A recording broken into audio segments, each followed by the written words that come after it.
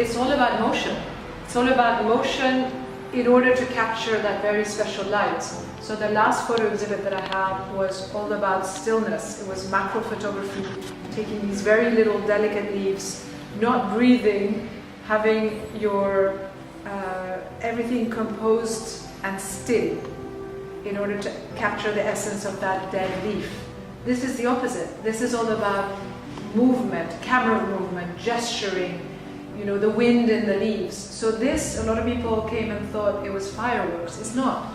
It's actually looking through the tree, through motion, and capturing a little bit about that special light, the sunset. All the orange that you see is the orange from the sun setting, but you're seeing it through this dancing motion of the trees.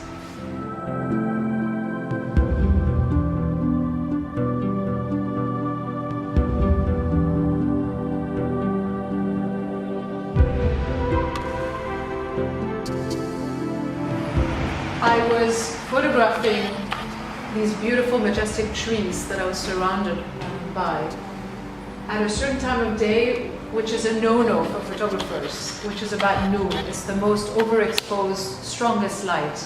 And I thought, instead of shying away from that time, let me play with that strong light and see what can be done. And I started to get this really interesting painterly effect. And I managed to play with the whiteness of this sharp light as if it was white paint. And then I would go very late at night. I'll show you there. I would go very late at night because in Norway in August, which is when I took the photos, the dusk, the sunset is actually really late. So within a certain time span, you get this really interesting blue light, which again you would normally photograph under because there's not enough light, but actually played with it. And what I wanted to invite you to notice is that this is pretty much the same or a similar tree than that green one.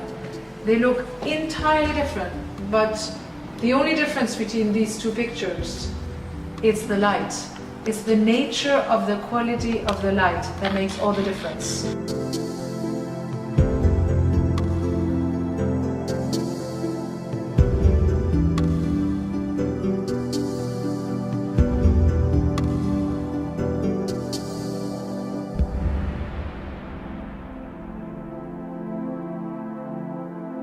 I wasn't quite sure what to print the photos on for the series, and so I did a test. I took this picture, which I thought had quite a big breadth of pictures, of colors, and a lot of contrast.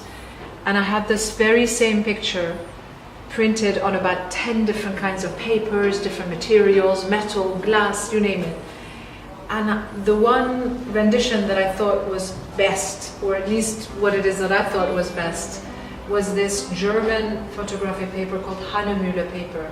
It's Photograg Hahnemühle. And I thought it had this incredible sort of velvety texture to the point where many people actually want to touch it. Don't, it's very fragile.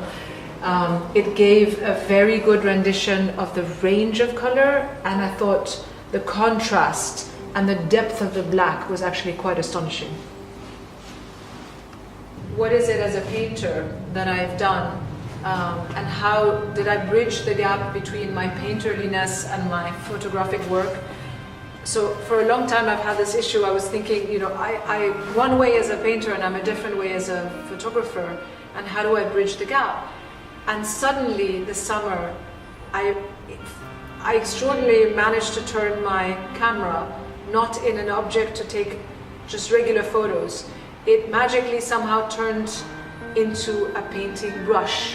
So I was able to, thanks to the light, thanks to the slowing down of time with exposure time and motion, I was able to paint with the light. So what I love about it is when you look at it, you're not quite sure, you're puzzled, you're not quite sure. Are you looking at a painting? Are you looking at a photograph? And what it is a painting with light transformed through photography.